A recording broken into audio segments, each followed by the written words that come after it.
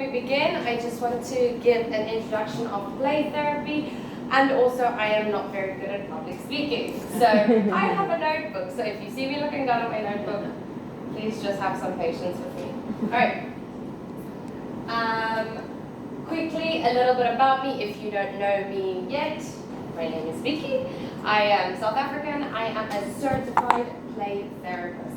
I'm an EYFS teacher, and I have been working with children with behavioral difficulties in Myanmar for over 4 years, where I was based before Bangkok. Now, the reason why I decided on play therapy was because I was living in a developing country. I realized as the teacher that there were many children that had behavioral difficulties, and there was zero help for them. They lived in a home set that was based on structure and accordance, and you have to do this, you have to be good at this, you have to succeed, you have to study, you have to have extra classes. But there was almost no time for play. There was almost no time for help. Parents used to look at therapy and at psychology as taboo. So during my time, I think it was maybe my first year as a teacher in Myanmar, I realized that there was this need, and I found a course, and I decided to do my diploma in it. Because children need help, children need our help, children need teachers and play therapists and people to just listen and hear. And if I can do both at a school and help kids as much as I can, it would be very rewarding for me, and it would be very helpful for them. A little bit about play therapy, where I have had my accreditation. Play Therapy UK is the biggest and most progressive organization to administer therapeutic play skills in the UK. It is also accredited in over 20 countries, and it is accredited by the UK Department of Health. Now, something that I've learned through play therapy, because I didn't put it in any other slides because it's very small, but something that's very important is you are accredited by a professional standards authority. So you have an ethical framework that you have to work by. Because it's very important, as teachers, we are 1 or 3 in a class of 20 or 26 or 29. In play therapy, you are one-on-one. There are no cameras. Your cameras in your room have to be put off. Nobody can observe you. So it is up to you to abide by those ethical standards and abide by those ethical rules. Because you're one-on-one, the most important thing is to keep this child safe. So something that teachers can do, and something that I do as a therapist, is I would very easily, the first time that this child comes into the room, you associate those boundaries, and you associate the safety and the necessities. And I think it's very important as teachers, in the beginning of the year, you associate those boundaries very quickly. This is something that cannot be changed. So in play therapy, you have different sessions. You have 6 sessions, which is over 6 weeks, 12 weeks, 36 weeks, 52 weeks. Depending on the severity of how much help a child needs and how many behavioral difficulties a child needs and what the teacher and parents can see, this is how long you need to help the child for.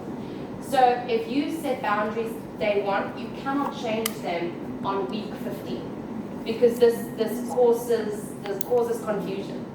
So the boundaries that usually need to be provided is things like touching, things like movement, things like what you can do in the room. And each play therapist has a different set of boundaries depending on the room that you have.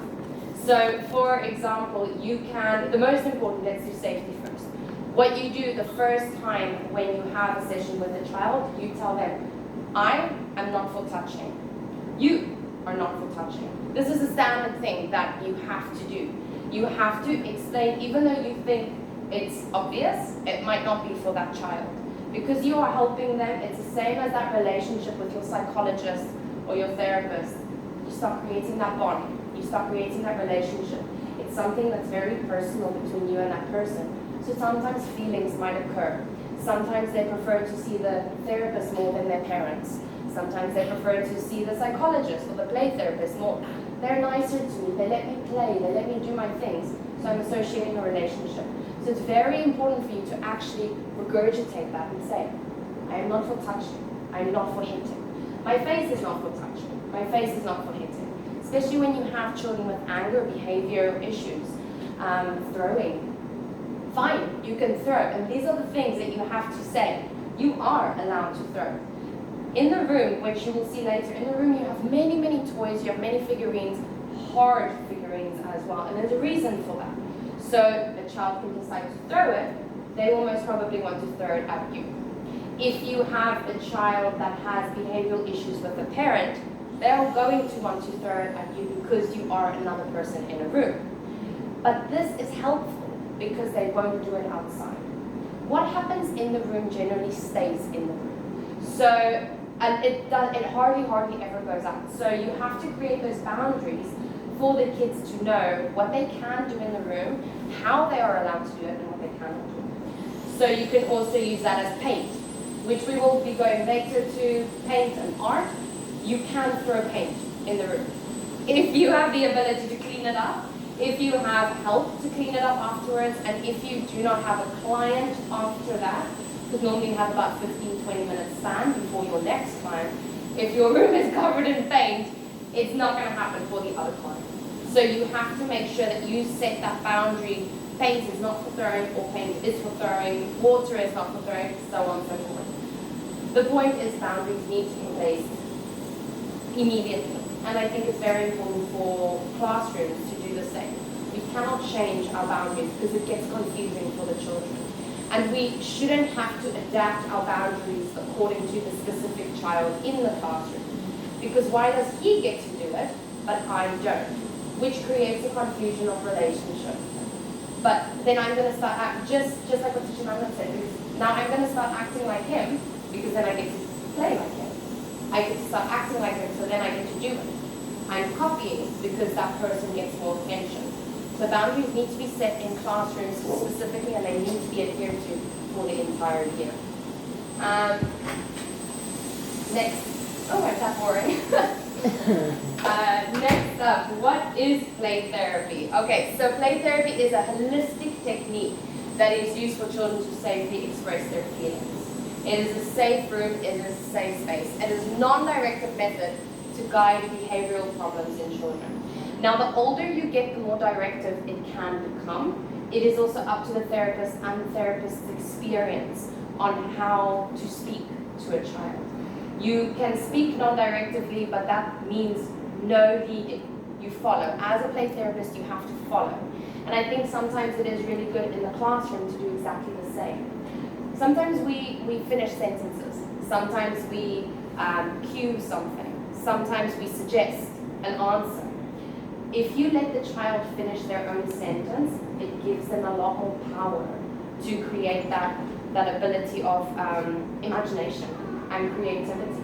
So as a play therapist, you never leave, you always follow. And I think sometimes in the classroom, we can do exactly the same. Non-directive, older kids is a little bit more directive. What non-directive also means is that you don't ask the question, why, what, when, where, how. Why are you doing this? It's a cognitive question that's too hard for children to answer. Us as adults, we know why we are doing this. Sometimes children have no idea why they are playing, why they are doing this, why they are setting a play area or setting a scene. They have no idea. So asking them why, you're not going to get the answer that you want. So you can guide a question. Oh, I wonder why that is there. I wonder what you would call that. You guide a question into them responding the way they want to, and you never correct them. I was saying to, I think, Teacher Kun the other day, or I can't actually remember, when a child says something is something else, you let it be. So if a child looks at a lion, takes a lion, and you go, oh, well, I wonder what that is. Oh, well, the policeman, showing you the lion, the policeman says no. Now you can already see there's a correlation between lion, which is powerful, dominant, scary, the king of the jungle, and the policeman. It's similar to this child, but he wants it to be a policeman, so it's a policeman. But then you also have to think why. Maybe someone is a policeman, maybe there has been an authority at home, maybe social services have been called for a specific situation. Why is there a policeman? Or I look up to something. I want to be a policeman when I grow up. It can be so many things. You just have to look for the cues.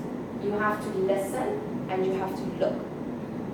It helps children develop emotionally, physically, and socially, and it strengthens a child's imagination and creativity, which I think all of us love having, right? And encourage confidence and concentration. You let a child play for 45 minutes, they are bound to settle down eventually. Why make use for it? It is very helpful for behavioral and emotional problems. Children that are bullied, children that bully, children that have immense amounts of anger, stress, loss. If you have children that's parents are separated or getting divorced, play therapy generally helps them come to terms with this through different art methods, through different methods in the room. They make use of different things so that they can understand why they are feeling the way that they do. Unfortunately, we know how, well, sometimes not even as adults, we know why we feel a certain way and we know what to do about it. Children have no idea why they are feeling so sad or so angry. Sometimes they might see something at home, or sometimes parents are getting divorced, parents are separating, someone has died. But they don't know how to make use of their feelings. So this is something that's very powerful. Play is incredibly powerful for children to actually act out the way that they feel. It can help for social interaction and inclusion, delayed language development, like we were saying, and anxiety and tension. Most of these things can be used through role play, that's going to come up later, puppets, you interact differently, and most of this that happens is something that happens from home. Your home is your core. So if there's something that's happening at home, you are bound to take it to school. You are bound to feel it. So there might be an issue that is worth, as teachers, looking at, observing. Just like Teacher Madeline said, clothing, showering, acting out all of a sudden. If you have a child that's very quiet, now I'm not eating anymore, now I'm fighting, now I'm pushing. Something might be going on, and it's worth, as teachers, as therapists, to actually look at something like that. In school and at home, why is it effective? Why does it help? Play therapy has an 85% success rate. It does work. It can make the child happier. It can create more concentration, ability to understand things, ability to understand your feelings. Play also is something that a child loves. When they love doing something, it also releases chemicals like oxytocin. It releases the anti-anxiety chemicals. If you have a child that's so anxious the whole time, you let them play. You let them have guided play. So don't force the play, don't lead the play, but guide it. Facilitate safe play. And when you facilitate safe play, it can release chemicals like oxytocin. It can make your kid happier. And it can also make your child understand, listen more, feel better about themselves. They can have that ability to concentrate. They can have the confidence. You will have more concentration skills if you do not feel so bad about yourself. If you do not have to keep on thinking, everybody's looking at me, everybody's staring at me, something's wrong, I'm sad, why am I so sad? All of these feelings are so overwhelming for a 5-year-old, a 6-year-old, a 14-year-old. So if you can allow them to play, it can be very, very beneficial for them at home, at school. They can be happier little humans. How to measure the effectiveness. So for me as a play therapist, what I would do is I would generally be called either by the same teacher or by the teacher. So I am that outsourced, that Teacher Madeline was speaking about. I am that outsourced person that would help the child when they need something. So what normally happens is I give the teacher a questionnaire that they have no idea what they're filling in, but they are filling it in according to numbers for me. So they are being very honest about it. I put it on a different sheet. I look at different numbers that get associated with the marks, and then I see what the child is really having behavioral issues with, according to the honesty of the teacher.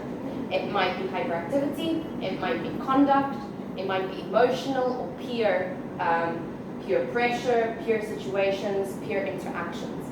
The teacher wouldn't know how to assess that because I only have the number grid. So the teacher is as honest as possible, which generally helps the situation, which generally helps for me to measure what I can help this child in. Parents, on the other hand, get exactly the same thing, but they are very biased. So you trust the teacher, because the teacher spends the majority of the time with the child. The teacher is honest, and the teacher wants only the best for the child. So then what I would do is I would measure the effectiveness before therapy. You have your 12 weeks, and then you do another one. And you see if it has helped, if the score is lower. Generally, you want a lower score. Sometimes when there is an underlying effect, it goes higher. So then parents go, well, now it's not working. What did you do to my child? My child is acting out at home. It's working. That's why your child is acting out. I opened a door. Now we need to get everything out the door so that the door can stay open, but there can be more opportunities. It's really hard for parents to still understand that. Whereas, as you said, you have to really speak to the parents nicely. You have to get them to understand that sometimes it's needed for the child to open that door. It's needed for all this anger to come out. Let them act out, let them do this, because most probably they will be doing it in the room so that they don't have to do it outside. It's a learning space, yay! You develop a greater strength and potential for different abilities. You gain power and confidence, and it is a safe space to express your feelings. You are one-on-one with the person. Nobody knows what is happening in that room except you and your therapist. So you can scream, you can shout, you can swear. I have had children 7, 8, 9 years old that were saying a lot of different vocabulary in my room because they knew they couldn't say it outside. So they get it out. It is a space for you to actually release everything. It's like when you go boxing. It's like when you do, I don't know, the sports that you do. If you do jiu-jitsu or if you do Krav Maga or whatever, you release that anger, you release that stress, and you feel better afterwards. Okay, it's for all the little humans. I have had children in my therapy room from 5 years old to 14 years old. You can go up higher. The sadness of it is, the older you get, the less you want to play. The older you get, the stupider you think play is. The more you think it's not going to work. But it does. It does. So if you have older kids, younger kids it's a little bit harder with, because if you have someone like 3, maybe 4 years old, yes, it's great and it can always be helpful. It doesn't matter, it's always helpful. It just depends how they are playing it, because sometimes they don't have that cognitive ability yet to even understand what they are trying to convey. Whereas when you may be 5, 6, 7 years old, you can play your feelings out more effectively. Okay, so this is generally something that a playroom looks like. This is what a play therapy room would look like. This is not mine. I would have loved for this to be mine because it's like a little sanctuary of happiness. However, as you can see, there are many figurines, there are many different areas, there are many different spaces. Generally, when you have a child, they stick to one thing. They stick to something specific, like sand.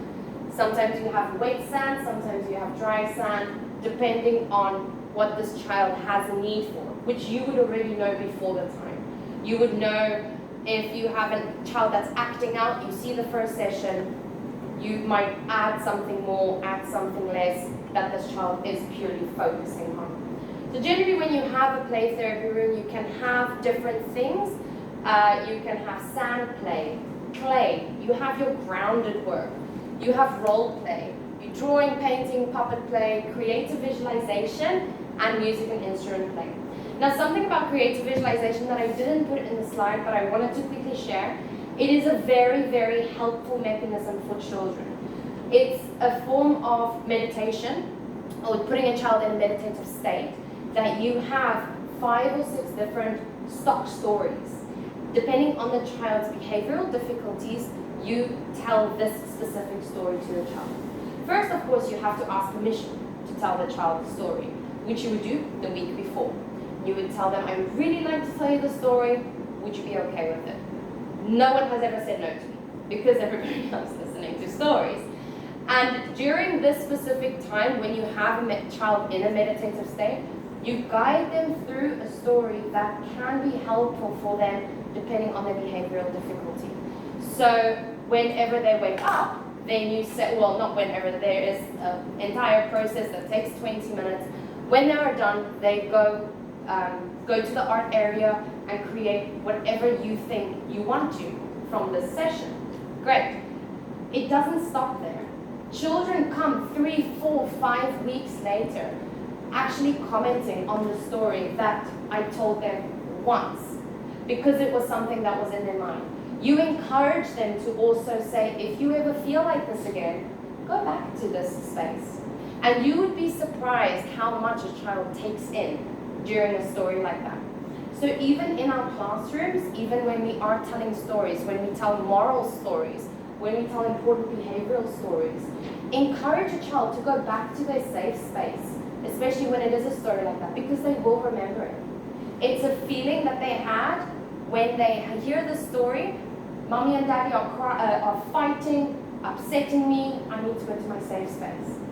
Children have very little understanding of a safe space if we do not guide them. If we can guide them into a safe space, because we cannot always be with kids. They have to go home eventually.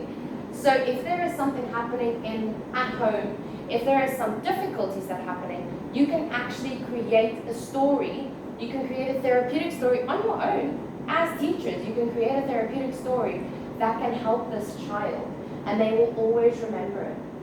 I had a group setting last year where I had 3 kids in group therapy for 6 weeks, and I had to create a therapeutic story for all 3 of them, which they lacked confidence. They were excluded from group interactions, and all 3 of them were bullied. So you generally, when you have group therapy, you have the same set of difficulties, and I had to create a story that would associate all 3 of them together in that story, where then eventually they come out better on the other side.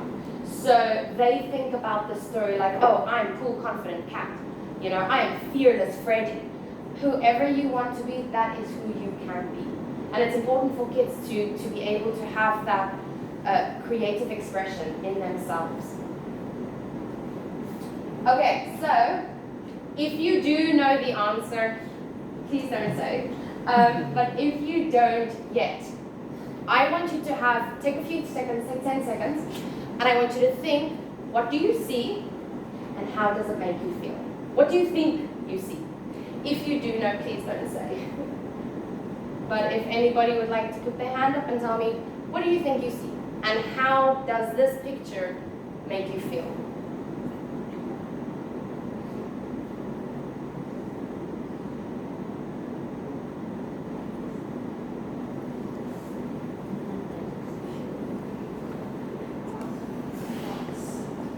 Whenever you're ready.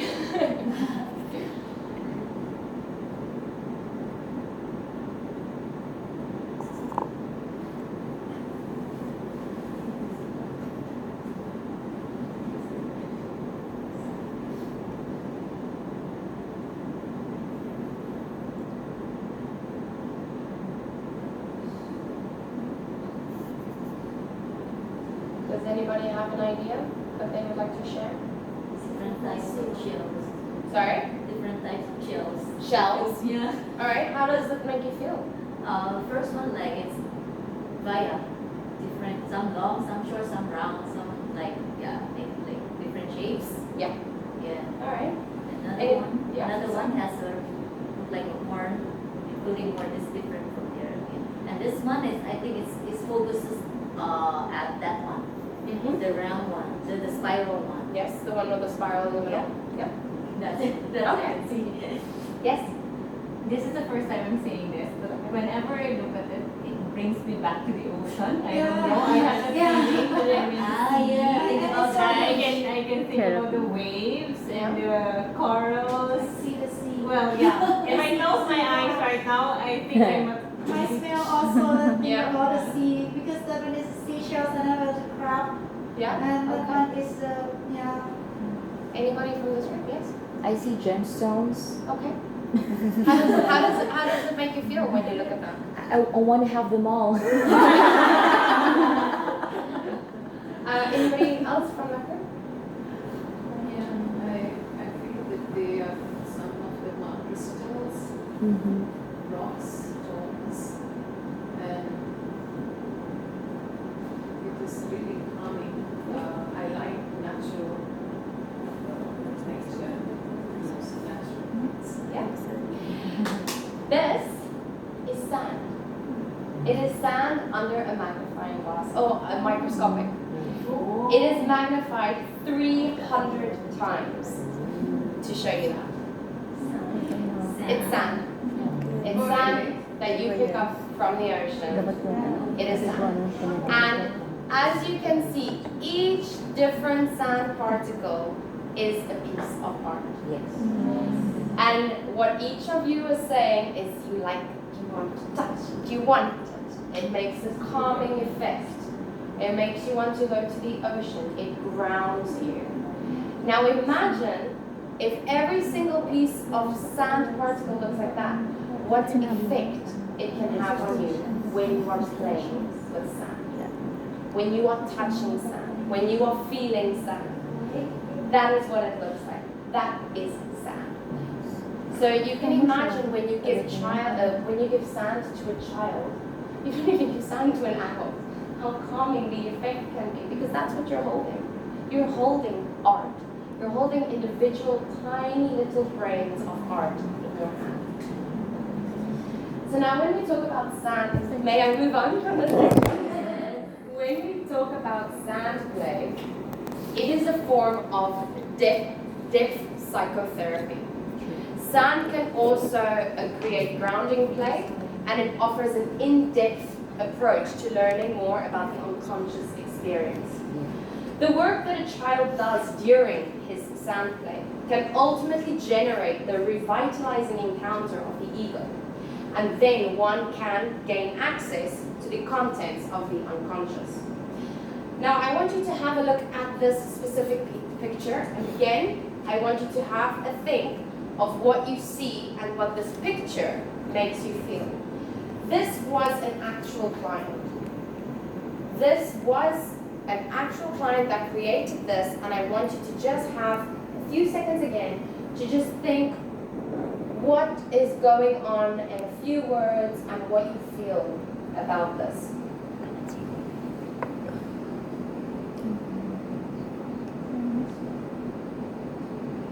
It's also important to remember that sometimes there are many different stories in sand play. Sometimes there are many different feelings. Sometimes it is just play.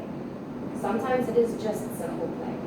And it's worthy to assess that and observe that when you see a child. Is there a story behind it, or are they just play? Because sometimes it can be both. Not everything is always meant to be something. Yes? I see that it's like an imaginative play. Okay. So I'm not sure, maybe the carer or the teacher has given these materials to the child, and the child just puts them all together in the sand. I see dinosaurs, so I'm not sure if it's the child who picked those, and and you can see the interest of this child with dinosaurs. So probably this child knows all the different kinds of dinosaurs, and they just put them there. And maybe if the child could get some leaves or twigs, and he can create a forest, let's say. Okay. Yeah, good. Anybody else? Okay, so, sorry, Teacher Ria, did you want to say something? Maybe But just asking there's what's a that- village and something there's an like- attack from Yeah, dinosaurs yeah. and it's trying to save the village.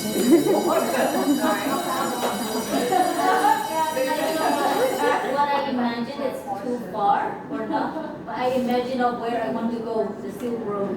Yeah. Okay. So I really want to touch the wet one. Is that a horse? Horse. It's a unicorn Oh, yeah. yeah, One I was word. thinking of that. and Pegasus. Oh. Well, technically a pegacorn because it's a mixture between a unicorn and a Pegasus, but you know. So basically, to give you a little bit of an understanding of this, when you study play therapy, you have to learn about different symbolisms. So what these are dragons and what Oh, these dragons. dragons mean, but also what the child calls them or what the client calls them. So these could have been horses, these could have been people, then they would stay people. For this specific case, for the specific client, these were dragons. And in the other corner, there's a unicorn and a Pegasus, and on the sides here, there are your gemstones and your rocks. Now, if you take a look at the bottom, this was as soon as the child left, you take a picture, there's nothing, you have to dig it out, and there's a door.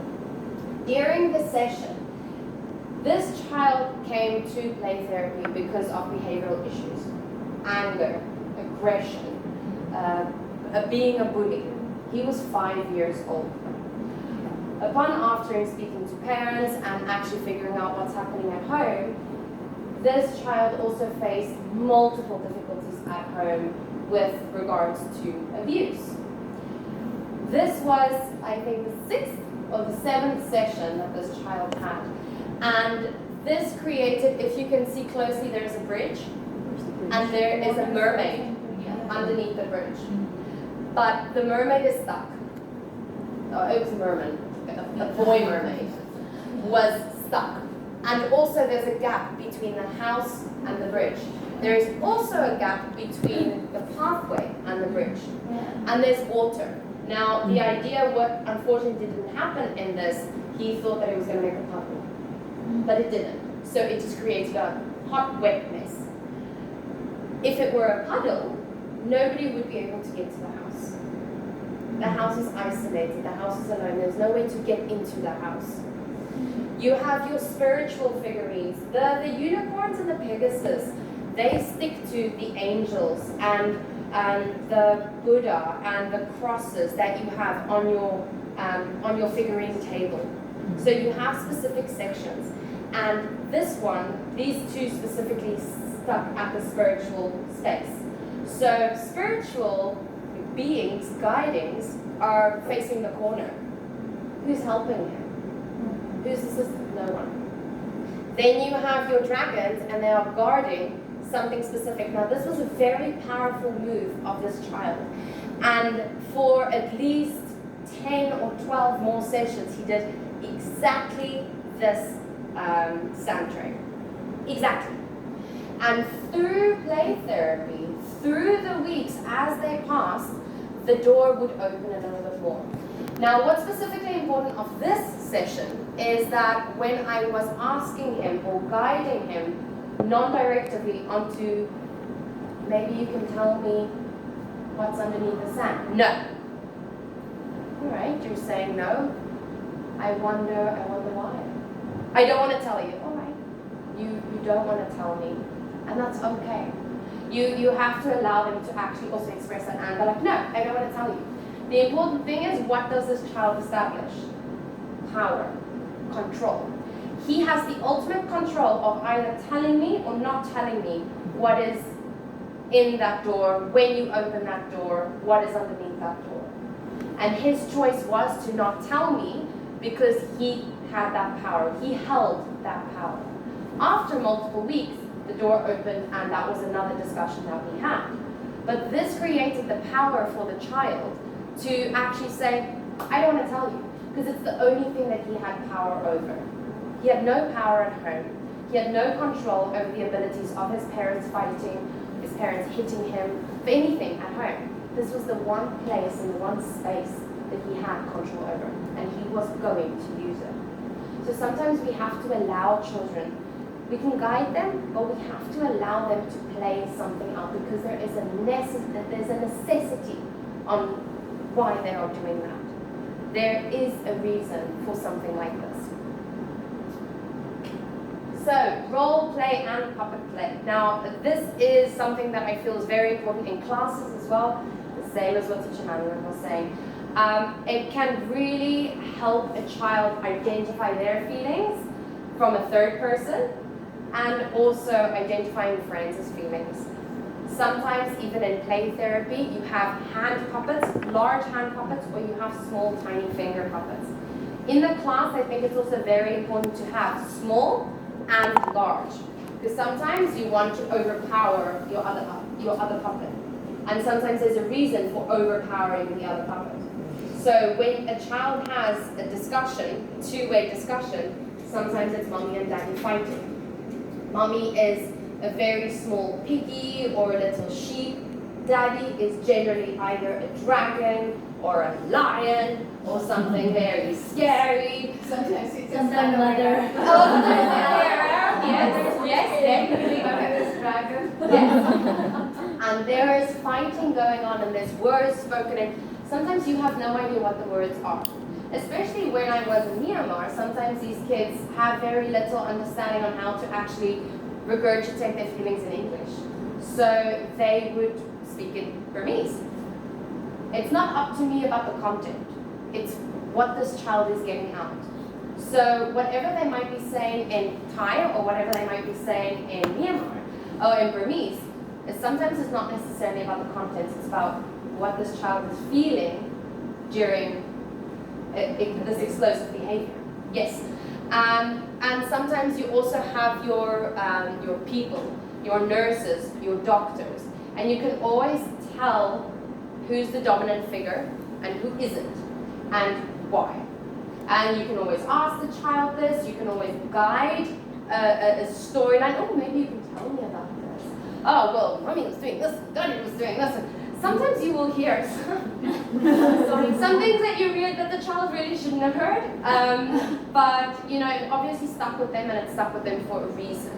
And that reason can maybe trigger a behavioral difficulty at a later stage. You know, sometimes we, as when we were children, something might have happened, something crucial might have occurred in your teenage years or in your university years that has stuck with you. There's a reason for it. So playing it up through puppets is generally very, very beneficial. And I would highly recommend it in groups as well. So you can also understand, you can use it how to learn how to share, how to learn how to talk. If you have, also, if you have a child that has selective mutism, this is very beneficial. Because sometimes a child can have selective mutism because there's an adult in the room, they have anxiety, they are scared of something, maybe an occasion triggered selective mutism, and for that reason they are just quiet all day long. It's their choice. But if you have a child, I had a selectively mute child in therapy, he would only speak to puppets. He would not speak to his parents, he would not speak to his teachers, but this child would speak to puppets in the therapy room. Because you're speaking to something that you feel familiar with. It might be a toy, it might be a pig, it might be a lion, however that child associates and feels calm with that toy. Okay, drawing or painting. Again, I want you to have a look at this picture and I want you to tell me what you think and what that makes you feel. I'm sorry, I'm almost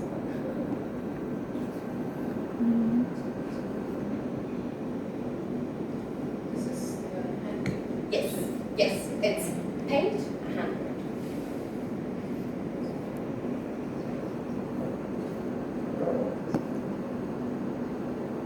Is that a small figure at the top? Yes, Yeah. yes. It's a very, very, very tiny one. Yes, this is an A4 size, very small picture and hand. I'm scared. Yeah. I'm scared. It's terrible. I think someone is very big on me. And then that person always mentioned me. The importance of drawing and painting, it allows a child to explore several mediums. So you can explore with paint, you can explore with drawing, crayons, coloring. Whatever way you feel like comfortable, it's accessible in the playroom for you. Generally, I have an entire art space with all the amounts of paint, and if you feel like squeezing the paint, just squeezing a paint tube is therapeutic. So squeeze it all over the floor. Okay, you're choosing to squeeze it over the floor. That action of pushing something and something actually coming out is very therapeutic. There is an immeasurable amount of art methods to use in the emotional healing process of individuals of all ages. We don't even have to be working with early years. Even 14, 15-year-olds, this can be very beneficial. When working with children, one must approach and understand them from a developmental perspective. Their experiences are often transferred through play and art. The who I am is very important to integrate. If you have a child and you guide them, you don't tell them what, but you guide them in, okay, create something that you want to, and you just let them, you facilitate their art. This is something that can help them establish, I want to do this because this is who I am. And it creates that awareness for them of, I want to do this because I can. I want to do this because this is what I feel like. More often than not, and I know that we don't do it here at all, but many teachers sometimes would ask a child to draw a tree. And then the child draws a little face on a tree. No. A tree doesn't have a face. But my tree has a face. And it is okay. Because there's a reason I want to put the face on my tree. And I like my tree with a face. And leave me alone. Let the child create that face. It's that work of art, it's that expression that they are able to do freely. Back to the picture, who can tell me what you think this is? I know you've said that it scares you. In my feeling, I think very small child can do a big thing. Yeah. Yeah. Okay. Yes. Yeah. It's just as you say. This was also a client that was actually being abused by her father. Ah. Yes. This was her very first session. Very first session. And as you can see, the color red is being used. Colors can have different symbolisms, or it can't. You look at the color red and you can think, my favorite color is red, but red also can mean anger, it can mean fire, it can mean aggression, but it can also mean passion, it can mean love. We color our hearts red, don't we? Or pink, but generally it's red. Generally the color red is expressive and passionate, but sometimes it can also be seen as anger and hatred and scared, right? And this was her way of also expressing how small she feels around her father, how inadequate she feels, how much of a nothing she feels like. And generally this progressed, and at the end there was a much better understanding on how she feels she should be treated, how safeguarding should actually be in place, how policies were put in place for this child at school. And it was an incredibly powerful moment for her. Very first time coming into a room with someone she had no ability of knowing what's going to happen, but she had the need, she had the dire need to do something like this. She needed to show because she couldn't speak. She wouldn't say a word in any session, but she would paint and she would draw, and that's how she expressed herself. and that is something that was needed for her. Also, sometimes it is important to see and to observe, I'm sorry, I'm almost finished, to see and observe where a child draws on a piece of paper. Sometimes when a child draws at the bottom, and only at the bottom, this can indicate something like insecurity or inadequacy. Sometimes when a child only paints or draws on the left side, it can indicate looking towards the past, something of a past event. Right side, looking towards the future. Not necessarily always. As I have said in sand, sometimes sand play is just play, sometimes drawing is just drawing.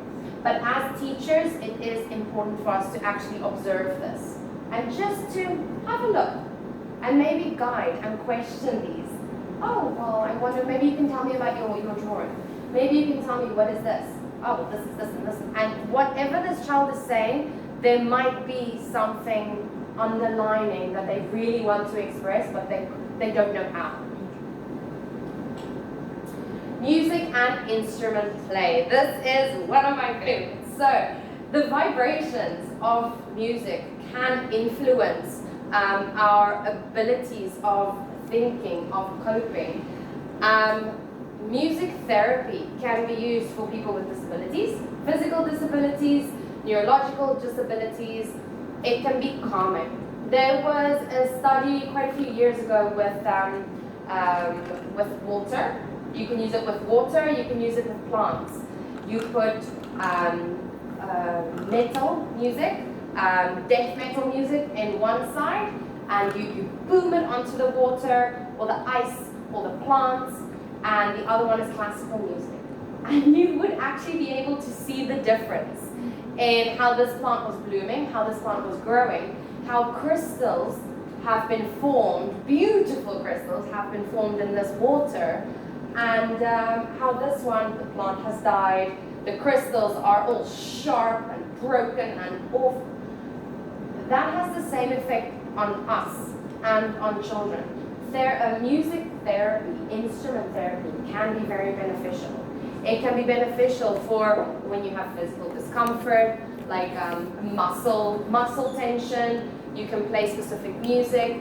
Even the video that you were showing with the instruments, the first thing I thought with the kid with hitting is, why didn't he play drums?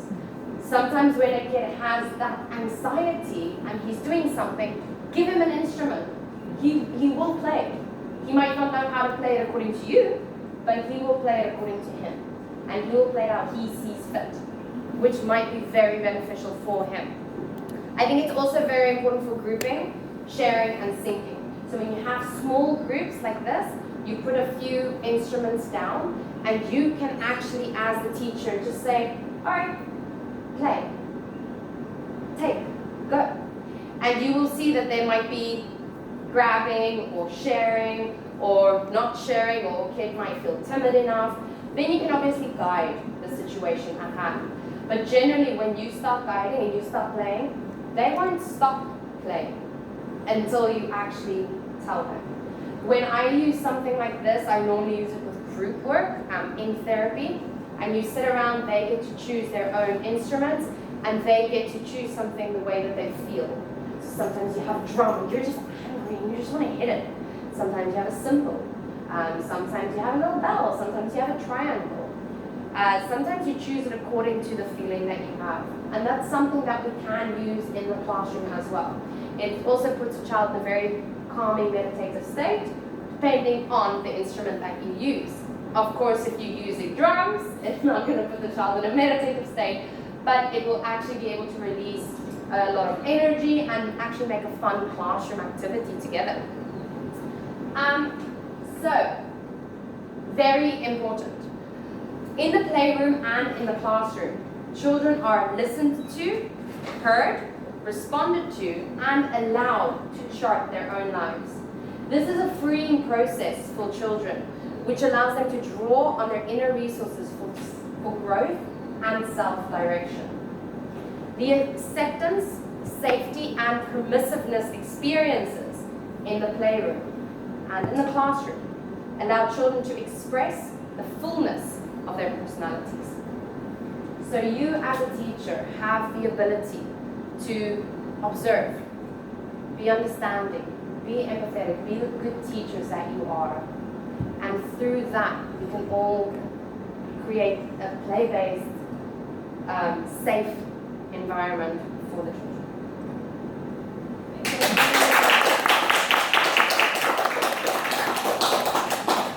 Someone said that I'm not a public speaker. Yeah. Yeah, but you are very good. My heart.